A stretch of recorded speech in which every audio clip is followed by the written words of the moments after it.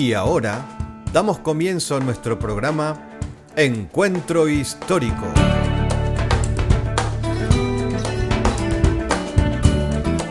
De la mano de Patricia Ferrer y bajo la conducción de Richard del Pino, haremos un recorrido por la historia para dar una interpretación correcta a la palabra de Dios y sus personajes, y también para comprender aún mucho mejor las bases de nuestra fe. Póngase cómodo y sea usted también, durante los próximos 25 minutos, partícipe de este Encuentro Histórico.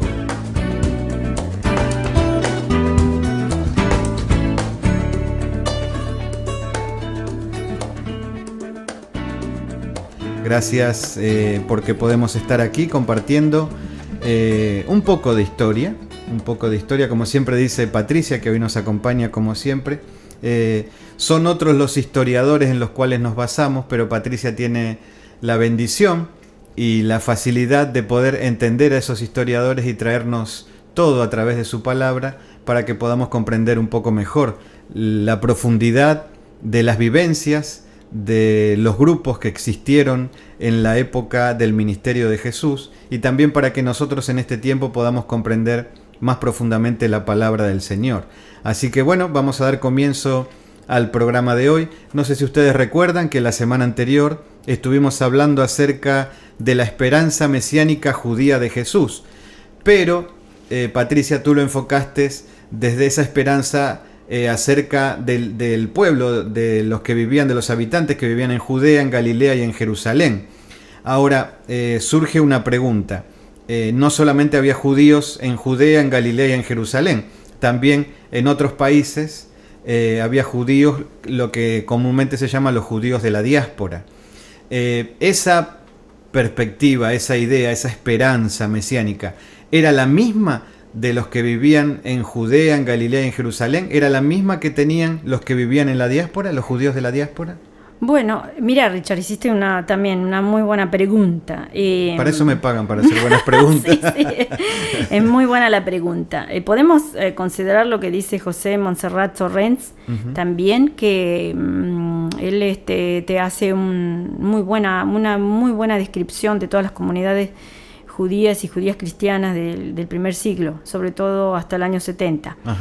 Yo te podría decir que no es la misma, no es la misma, y justamente porque él te presenta la vida, por ejemplo, de Filón y la vida de Pablo, por ejemplo, como dos universalistas que tenemos dos judíos universalistas que te van a presentar la esperanza por ahí del pueblo de Israel, la esperanza mesiánica, pero de una manera diferente. Ajá. ¿En qué sentido? Bueno, fíjate vos, ya de por sí, contestando un poco tu pregunta, no era la misma situación, claro. Digamos, la que vivíamos. Habíamos hablado que todas las comunidades de Galilea y de Judea estaban bajo un contexto de opresión absoluto, tanto político como económico y religioso, ¿no es cierto? Entonces, de ahí en más el clamor.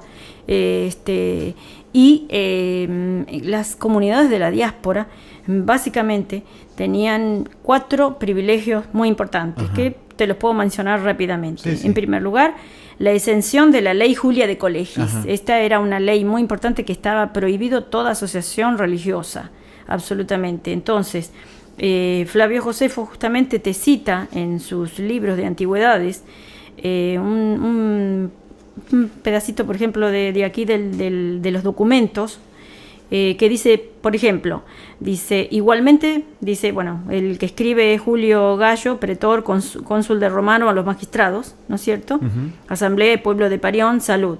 Dice, hay una parte que dice, igualmente prohíbo yo las demás asociaciones religiosas, pero permito solamente a este pueblo, o sea, reunirse, refiriéndose a los judíos, sí, reunirse de acuerdo con sus costumbres y sus leyes ancestrales y celebrar sus fiestas. Claro. Esa es una de las más importantes privilegios que tenía la comunidad judía de la diáspora. Ellos eran los únicos que tenían permiso por el emperador de poder reunirse, celebrar su fiesta. El otro beneficio fundamental era la exención militar. Es decir, dice otro documento, también apuntado por Flavio Josefo. Sí, Dice, sí. en consideración a sus escrúpulos religiosos, he dispensado del servicio militar a los judíos que son ciudadanos romanos y que me consta que tienen y practican los ritos judíos en Efeso.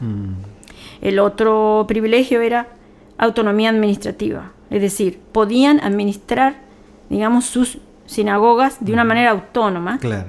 sin intervención del emperador ahí. Y vuelvo a repetirte, Richard, que todos estos privilegios lamentablemente se terminaron después del año 70, Claro. Ya empezaron a disminuir. Claro. Y mientras estuvieron, digamos, los romanos, o cuando después, yendo un poquito más adelante, cuando comienza el imperio cristiano a partir de Constantino, ahí sí que se transformó la realidad de ellos Claro. en algo muy, muy diferente. Ujú. Desde tiempos, dice, remotos, han tenido su propia asociación de acuerdo con sus leyes ancestrales, dice otro documento, y también un lugar propio en el que deciden sus asuntos y sus contenciosos internos. A petición suya de que se les permita lo reseñado, he decidido que se mantenga y se le permita tal actuación. Eso lo escribe Lucio Antonio, un hijo de Marco, un propetor a los magistrados de la Asamblea y el pueblo de Sardes. Y básicamente también otro de los privilegios, eran 4, privilegio era remitir el dinero del templo a Jerusalén. Es decir, recolectar el dinero y podían remitirlo a Jerusalén. Eso también, después del año 70, ese dinero ya se convierte en el fiscos judaicos. Ajá. Y ese dinero ya va al templo de Júpiter, Ah. o sea, todo el imperio romano. Claro, claro, O sea, le claro. quita todo ese privilegio. Entonces, básicamente, podemos mencionar aquí, o sea, podemos hacernos una idea, Richard, de que las comunidades de la diáspora estaban de alguna manera privilegiadas, o sea, en una Claro. situación de privilegio donde no había esa esperanza mesiánica, Claro. esa necesidad de que, digamos, de alguna manera estaban muy asimilados con la cultura, con todas las instituciones helenísticas, y que sí, ellos vemos que en la sinagoga ellos siguen cumpliendo sus leyes, sus ritos, incluso la exención militar más que nada era por el tema de las comidas, ¿no es cierto? Y básicamente todo lo que sea sus rituales de purificación. Entonces eso se les permitía, no se los molestaba con eso.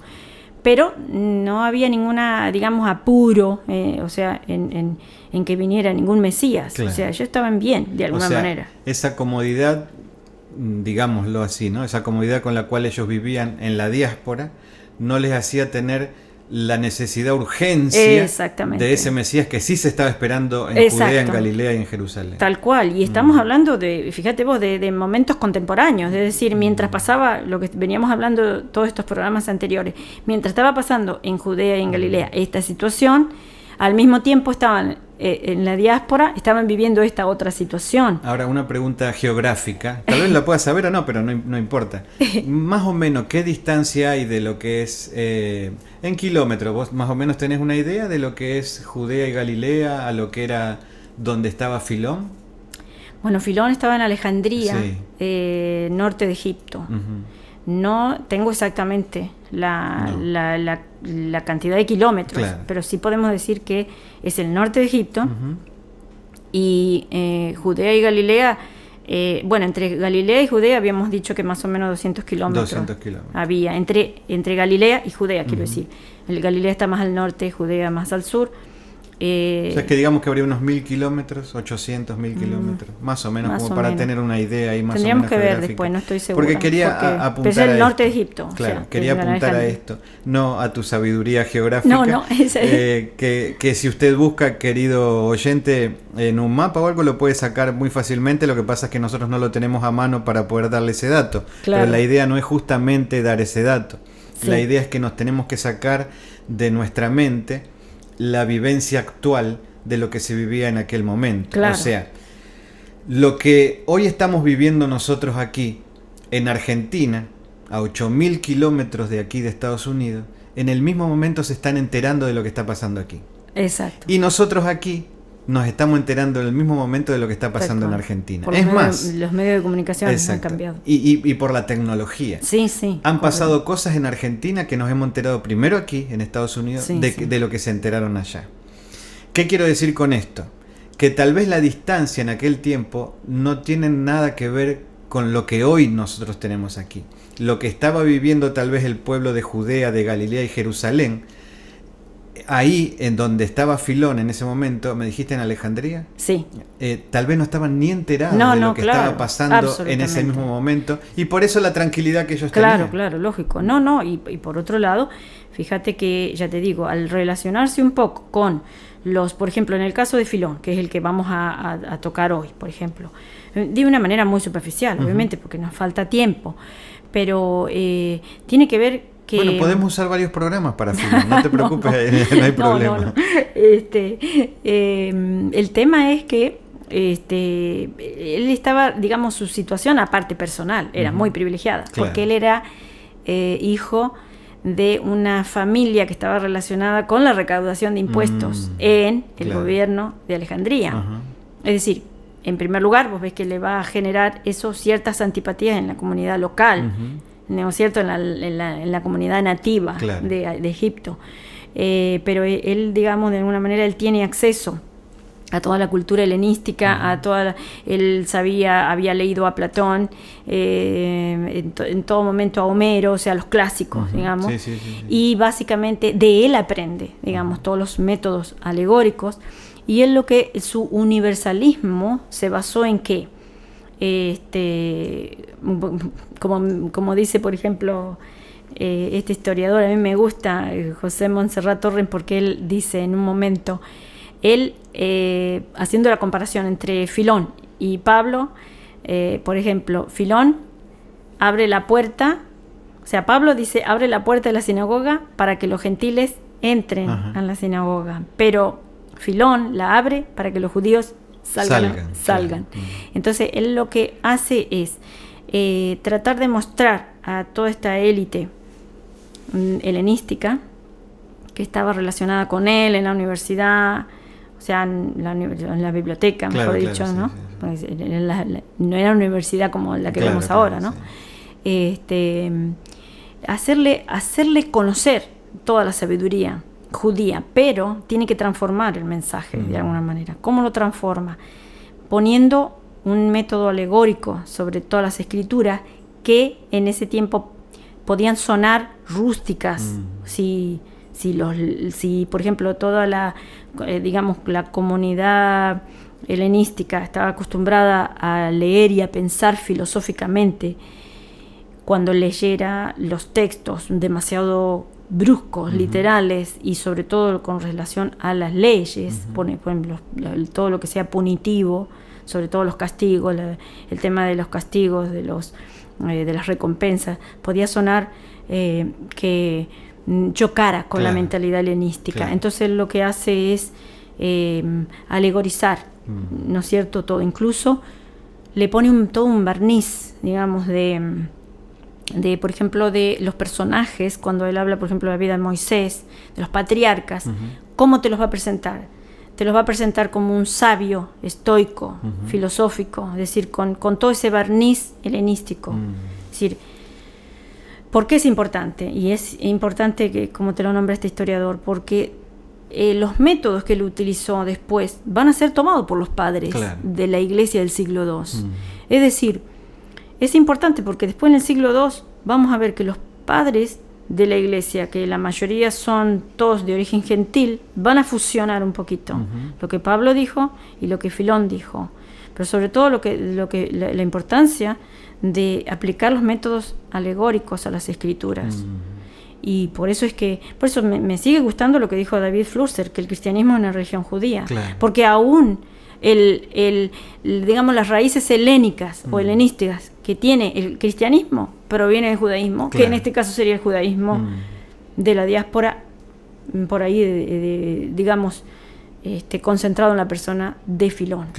Entonces, fíjate vos, por ejemplo, que para Filón también otra cosa importante es esto, que él, por ejemplo, con respecto a la ley, él dice que se puede, digamos, que la ley, primero y principal, de que ya te digo, la idea de la esperanza de un Mesías y todo, para Filón no tiene ninguna importancia. La ley, para él, es una especie de, sí, para el pueblo judío es sigue vigente, o sea, él para su comunidad sí les exige que tienen que cumplir con todos los preceptos, pero con respecto a los gentiles, él dice que él puede transformar esos preceptos que están en la ley judía en preceptos morales, y que el hombre, ¿cómo se puede salvar el hombre? Llegando a Dios a través del conocimiento, es decir, que a través, o sea, fíjate vos, la línea de Filón dice, yo voy a hacer conocer a los gentiles las escrituras judías, pero a través de mostrárselas como un camino moral para llegar al conocimiento de Dios. Es decir, que ahí si te pones a pensar, comparás un poquito lo que Jesús creía con lo que decía, o sea, con lo que creía Filón, no tiene nada que ver, un poco, porque no, de alguna manera, o sea, aunque está relacionado, y es importante, porque es agradable a los oídos, y se entiende desde el momento en que vos decís, bueno, pero es lógico, o sea, hasta suena razonable, porque era lógico que todas estas disposiciones que supuestamente habían sido entregadas al pueblo de Israel, obviamente cuando pasa al ámbito de los gentiles era bien difícil ponerlas en práctica, y yo creo que siempre fue el problema de poner, ese tema siempre estuvo en la mesa, es decir, cómo hacemos que también los primeros discípulos, también Pablo, cuando tuvo esa discusión con los otros discípulos, digamos, las distintas formas de ver entre él y la otra comunidad, más que nada la de Jerusalén, de cómo se tenía que llevar este mensaje a los gentiles, nunca estuvieron mucho de acuerdo, siempre se buscaban distintas vías para poder llegar a los gentiles y poder, o sea, porque era lógico y ellos sabían de que los gentiles no iban a poder cumplir con todas las disposiciones que habían sido entregadas solamente a ellos. Entonces, es importante eso, o sea, lo de la moral, porque primero y principal que después, fíjate vos, hasta Lutero después retoma esa idea, es decir, agarra y digamos, y divide la ley entre ley ceremonial y ley moral, y eso ya te digo, no es que es una idea que se le ocurrió a Lutero, ya viene de Filón. Claro. Cuando hablas de la idea, digamos, de Filón, de poder llegar con ese mensaje, digamos, el del judaísmo, el del Dios único y verdadero, hacia los gentiles, estás hablando de los gentiles que no son judíos, ni... Sí, gentil no es judío. Ok. Digamos que esa palabra gentil muchas veces se usa también en el Antiguo Testamento, viéndolo de la raíz hebrea, como que hay cuatro ideas o cuatro conceptos de qué son los gentiles. Ajá. Entonces, como estamos hablando de la diáspora, me gustaría aclarar esto porque capaz que hay alguien que nos está escuchando y le gusta estudiar mucho y que me parece bárbaro. Sí. Cuando vos estás hablando de gentiles, estás hablando de los que no tienen nada que ver con el judaísmo. Claro. Ni siquiera sangre judía. Son gentiles. Exactamente, okay. Exacto. Y se puede hablar de que en ese momento había, ¿te acuerdas que habíamos nombrado el otro día? Lo que sí existía había prosélitos, es decir, gentiles, claro, sí, que provienen del gentilicio, es decir, de personas no judías que se hacían judías, ¿sí? Que pasaban por la circuncisión y estaban dispuestos a aceptar todos los rituales del judaísmo. También estaba esa otra categoría de temerosos de Dios, que le usan el nombre griego para llamarlos a esa categoría, era phobomenoi, que también en latín aparece como la palabra metuente, es decir, son personas que se acercan a la sinagoga y dejan el paganismo, pero no pasan por el ritual de la circuncisión, sino que simplemente quedan ahí como simpatizantes. Pero es importante porque para ellos también les está llegando la sabiduría de los judíos a ellos. Entonces, y otra de las cosas que Filón habla, de que él pensaba de que el hombre se podía salvar a través, ya te digo, del conocimiento de Dios, pero también o sea, que no era para él la circuncisión algo muy importante, que tenía que ser, o sea, básicamente que el que se acercaba al judaísmo tenía que ser circuncidado, sino que él llega a decir que todo hombre virtuoso ya es un judío, o sea, todo por ejemplo, dice, mira, ahí te voy a leer dos textos, dos pedacitos, porque no tenemos poco tiempo. Pero, por ejemplo, cuando hablamos de que, ya te digo, tuvo que transformar el mensaje, porque, por ejemplo, las instituciones judías que fueron presentadas bajo, ya te digo, todo un prisma helenizante o helenizador, Fíjate lo que dice en Vida de Moisés, un pedacito acá que dice: de ahí la costumbre todavía actual de los judíos de meditar sobre la filosofía de sus antepasados en el día del sábado y de dedicar este tiempo a la ciencia y a la contemplación de las realidades naturales. O sea, ¿cómo te lo está presentando el judío? Como un sabio helenista. Claro. Un estoico. Por ejemplo, los estoicos hacían todo esto. No es otra cosa, otra cosa son las sinagogas que hay en las diversas ciudades, sino escuelas de prudencia, fortaleza, sabiduría, justicia, piedad y santidad. En fin, del conjunto de todas las virtudes por medio de las cuales se disciernen y se cumplen los deberes para con Dios y para con los hombres. O sea, eso básicamente es filosofía estoica. Claro. Y te lo presenta al judío no como un opositor a la cultura, a la sociedad, sino más bien una persona que en la sinagoga son escuelas de prudencia, de sabiduría, ya te digo, con el prisma helenizador, es decir, las escuelas filosóficas eran lo mismo, o sea, ahí eran, había un maestro, estaban los discípulos escuchando, todos ejemplos de virtud, o sea, aprendiendo la virtud. Y después hay otro... Por ejemplo, con respecto, por ejemplo, a la comunidad judía, sí, Filón, habíamos dicho, según José Montserrat Torrens, que Filón sí defendía sin paliativo la observancia de todos los preceptos mosaicos en su integridad. Es decir, para los judíos sí, él defendía, o sea, en ningún momento yo lo que quiero, volver a recalcar que hasta ahora en ningún momento aparece la idea de abolir la Torá, en ninguno de estos grupos. O sea, si podemos percibir es que lo que sí se puede transformar o de alguna manera interpretar de una manera diferente para poder llegar a las comunidades de los gentiles.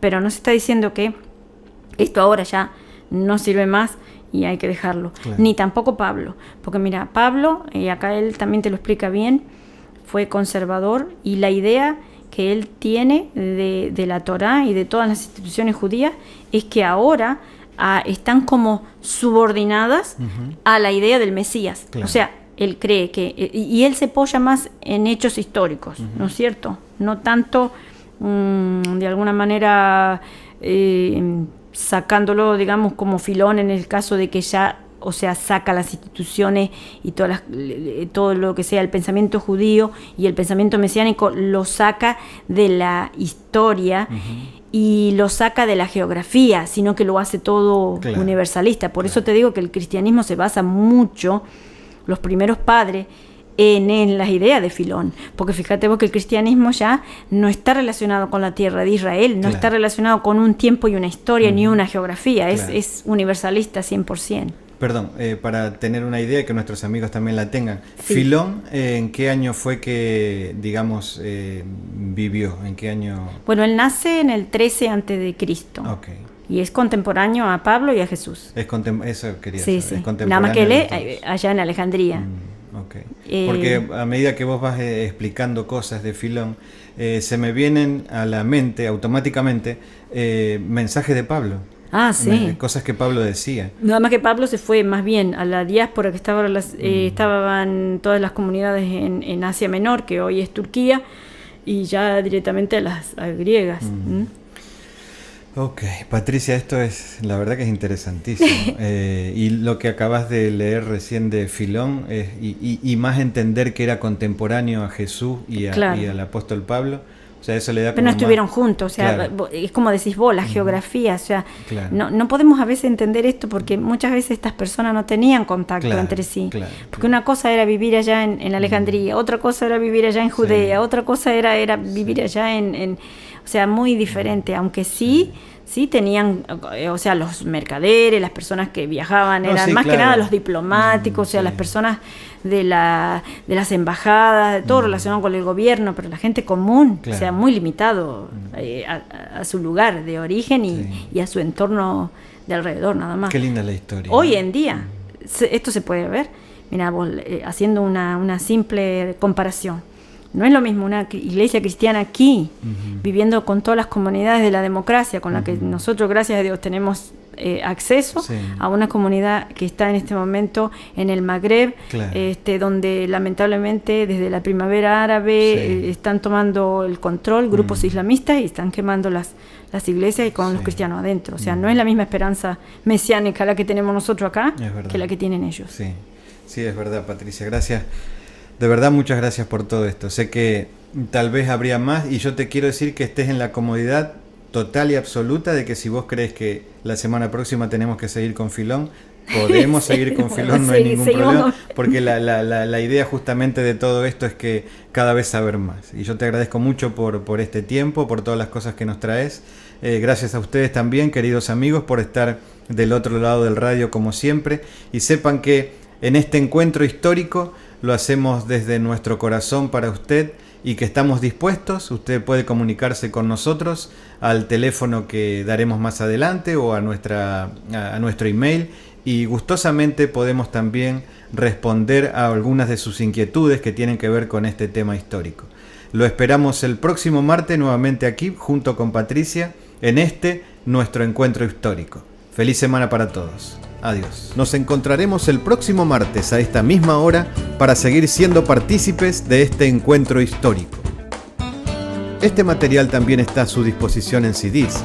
Si usted desea obtener más información, por favor escríbanos a info@olivonatural.org y gustosamente se lo haremos llegar. Encuentro Histórico es una producción exclusiva de Ministerios Olivo Natural.